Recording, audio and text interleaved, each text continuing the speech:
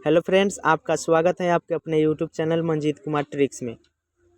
दोस्त, आज के इस क्लास में हम लोग जानेंगे बायोलॉजी का क्लास 9th के बायोलॉजी का वेरी इंपॉर्टेंट चैप्टर कोशिका के बारे में। ओके, यहाँ पर कोशिका से संबंधित 20 ऑब्जेक्टिव क्वेश्चंस लाए हैं। ओके, और उसको आप अच्छे से पढ़ लेंगे तो एग्ज़ाम की दृष्टि से वह बहुत ही इम्पोर्टेंट है। ठीक है, और आप यदि इस चैनल पर नए व्यूवर्स हैं, नए मेंबर्स हैं, तो कृपया करके मेरे चैनल को सब्सक्राइब कर लीजिए और साथ में बेल आइकन को प्रेस कर लीजिए ताकि कोई भी वीडियो अपलोड करे तो सबसे पहले आप तक मेरा उस वीडियो का नोटिफिकेशन पहुंच जाए। ओके, चलिए बिना समय को गंवाए इस वीडियो को शुरू करते हैं। चलिए, तो स्क्रीन पर सबसे पहला क्वेश्चन है, सर्वप्रथम कोशिका की खोज किसने की। आपको बताना है सर्वप्रथम कोशिका की खोज किसने की। तो इसका राइट आंसर क्या होगा बताइए। आपके पास 4 ऑप्शन है। पहला ऑप्शन है रॉबर्ट हुक, दूसरा ऑप्शन है ल्यूवेनहोएक, तीसरा ऑप्शन है एम स्लीजन एंड चौथा ऑप्शन है टिस्वन। तो इसका सही आंसर होगा Robert Hooke. Okay, Robert Hooke correct answer होगा। ओके, चलिए नेक्स्ट क्वेश्चन है आपके पास, कोशिका की खोज कब हुई बताइए। 4 गो ऑप्शन है आपके पास।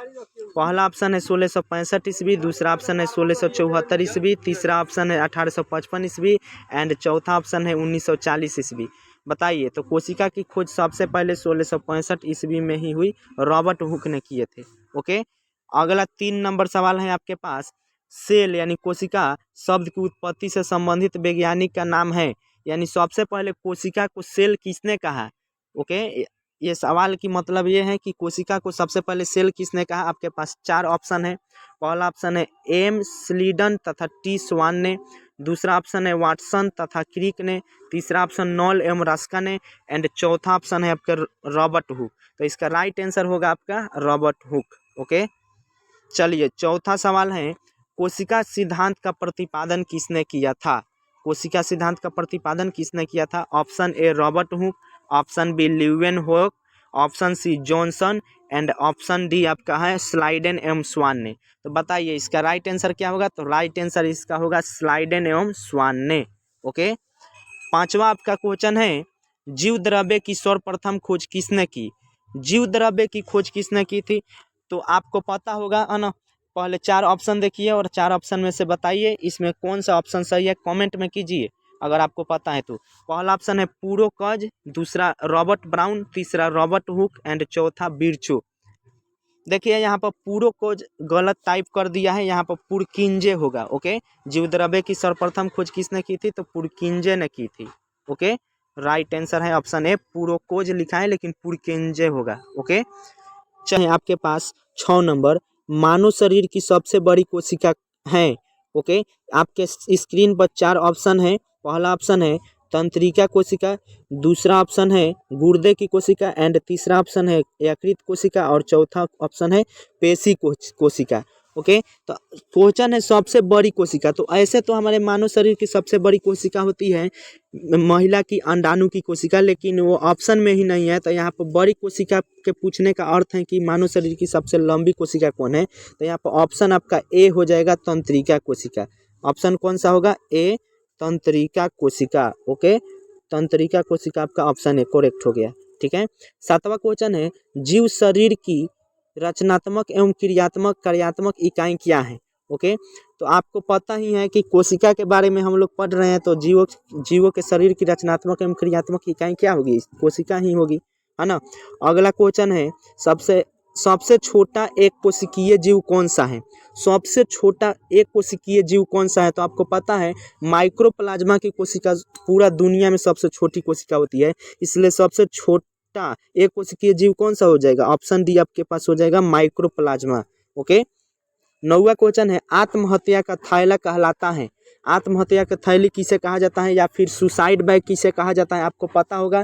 लेकिन पहले स्क्रीन पर 4 ऑप्शन देखिए। पहला ऑप्शन है लवक, दूसरा ऑप्शन लाइसोसोम एंड तीसरा ऑप्शन रिक्तिका और चौथा ऑप्शन है केंद्रिका। तो इसका राइट आंसर हो जाएगा ऑप्शन बी लाइसोसोम। ओके, 10वां क्वेश्चन है आपका, कौन सा कोशिकांग पाचक थैली कहलाता है। कहल लिखा है ना, लेकिन यहाँ पर कहलाता है होगा। कौन सा कोशिकांग पाचक थैली कहलाता है, यानी कौन सा ऐसा कोशिका का अंग है जो उसके अंदर पाचन का कार्य करता है, तो इसका राइट आंसर हो जाएगा आपका लाइसोसोम, ऑप्शन सी। ओके, यहाँ तक हम लोग 10 क्वेश्चन कंप्लीट कर लिए, 10 और क्वेश्चन है। अगर आपके कोई फ्रेंड्स 9th क्लास में है तो उनके पास यह वीडियो शेयर कर दीजिए ताकि उनका भी तैयारी बहुत अच्छे से हो पाए। ओके, और अभी तक लाइक नहीं किए हैं तो लाइक भी कर दीजिए, ये भी कोई कहने वाली बात है। आप देख रहे हैं तो वीडियो को लाइक तो करना ही चाहिए। ओके, चलिए नेक्स्ट क्वेश्चन 11 नंबर हम लोग देखते हैं। पादप कोशिका का रसोई घर किन्हें कहा जाता है, यानी कि पेड़ पौधों की जो कोशिका होती है उनका रसोई घर होता है, उनका एक किचन होता है, वो किसे कहते हैं, तो हरित लवक को कहा जाता है। ओके, किसे कहा जाता है, हरित लवक। ओके, करेक्ट आंसर हो गया आपका हरित लवक। 12वां क्वेश्चन है, पादप कोशिका के सबसे बाहरी आवरण को क्या कहते हैं। पादप कोशिका यानी पेड़ पौधों की कोशिका की सबसे बाहरी आवरण को क्या कहते हैं, तो ऑप्शन 4 गो है आपके सामने, केंद्रक झिल्ली, कोशिका झिल्ली, प्लाज्मा झिल्ली, कोशिका भित्ति। तो भाई इसका राइट आंसर हो जाएगा ऑप्शन डी, कोशिका भित्ति। ओके, चलिए 13वां क्वेश्चन है, तारक केंद्रक का कार्य है, तो इसका 4 ऑप्शन है आपके सामने, देखिए डीएनए संश्लेषण, तर्कु निर्माण, श्वसन और चौथा ऑप्शन है जनन। ओके, तो तारक केंद्रक का कार्य हो जाएगा आपका ऑप्शन बी, तर्कु निर्माण। ओके, चलिए 14वां क्वेश्चन है आपके पास, केंद्रक में पाए जाते हैं, केंद्रक में क्या पाया जाता है, ये बहुत ही इंपॉर्टेंट क्वेश्चन है। देखिए 4 गो ऑप्शन आपके सामने है, पहला ऑप्शन है क्रोमोसोम, दूसरा ऑप्शन है लाइसोसोम, तीसरा ऑप्शन है राइबोसोम एंड चौथा ऑप्शन है इनमें से कोई नहीं। तो बताइए केंद्रक में क्या पाया जाता है, आपको पता ही है गुणसूत्र पाया जाता है जिसे इंग्लिश में क्रोमोसोम कहते हैं। ऑप्शन नंबर 1 करेक्ट आंसर हो गया। ओके, 15वां क्वेश्चन है, इनमें से कौन प्रोटीन निर्माण का केंद्र है, यानी प्रोटीन का निर्माण कहाँ होता है बताइए। तो आपको पता है माइटोकॉन्ड्रिया में प्रोटीन निर्माण होता है, या फिर क्लोरोप्लास्ट में, या राइबोसोम में, या लाइसोसोम में। 4 ऑप्शन है आपके सामने, बताइए इसमें से कौन सा आंसर सही है। ऑप्शन में से देखिए और कमेंट फटाफट कीजिए। ओके, इसका राइट आंसर होगा प्रोटीन का निर्माण राइबोसोम करता है, यानी राइबोसोम ही करता है। ओके, ये आपको पता होगा। एंडोप्लाज्मिक रेटिकुलम, ओके, ये 2 प्रकार के होते हैं, एक होता है स्मूथ एंडोप्लाज्मिक रेटिकुलम एंड दूसरा होता है रफ एंडोप्लाज्मिक रेटिकुलम। ओके, तो रफ वाले साइड में कुछ दानेदार होते हैं, उसी को राइबोसोम कहते हैं, और वहाँ पर राइबोसोम प्रोटीन निर्माण का कार्य करता है। ओके, चलिए नेक्स्ट क्वेश्चन है आपका, पादप 16वां नंबर, पादप कोशिका का कौन सा भाग निर्जीव होता है ना। ऑप्शन ए कोशिका भित्ति, ऑप्शन बी प्लाज्मा झिल्ली, ऑप्शन सी केंद्रक झिल्ली एंड ऑप्शन डी कोशिका झिल्ली। ओके, तो इसका राइट आंसर होगा ऑप्शन ए कोशिका भित्ति, क्या होता है, निर्जीव होता है। ओके, चलिए 17वां क्वेश्चन है आपके पास, तारक काय का पाया जाता है, तारक काय किस में पाया जाता है बताइए। ऑप्शन 4 गो आपके सामने है, पहला ऑप्शन केंद्रक में, दूसरा ऑप्शन कोशिका द्रव्य में, तीसरा ऑप्शन गुणसूत्र में एंड चौथा ऑप्शन केंद्रिका में। ओके, तो इसका राइट आंसर क्या होगा, तारक काय पूछा गया है तो यह कोशिका द्रव्य में पाया जाता है, option B is the right answer. Okay, चलिए 18वां क्वेश्चन है आपके पास, वर्णात्मक पारगम्य झिल्ली को कहते हैं, बताइए इसमें कौन सा आंसर सही हो, वर्णात्मक पारगम्य झिल्ली को कहते हैं, तो इसका राइट आंसर हो जाएगा कोशिका झिल्ली। ओके, कोशिका झिल्ली is the correct answer, option C. 19वां क्वेश्चन है, 19वां नंबर, पीले नारंगित अथवा लाल रंग के रंजकों में कौन सा पदार्थ पाया जाता है, तो यहाँ पर option A kerosene, option B safranin, option C methylene blue, option D इनमें से कोई नहीं।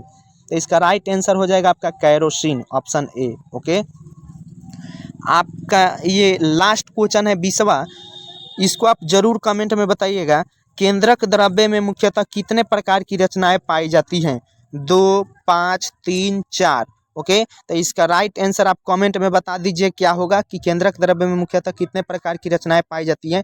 ऑप्शन देख लीजिए और कमेंट में बताइए इसका राइट आंसर। ओके, फिर मिलते हैं नेक्स्ट वीडियो में, तब तक के लिए धन्यवाद।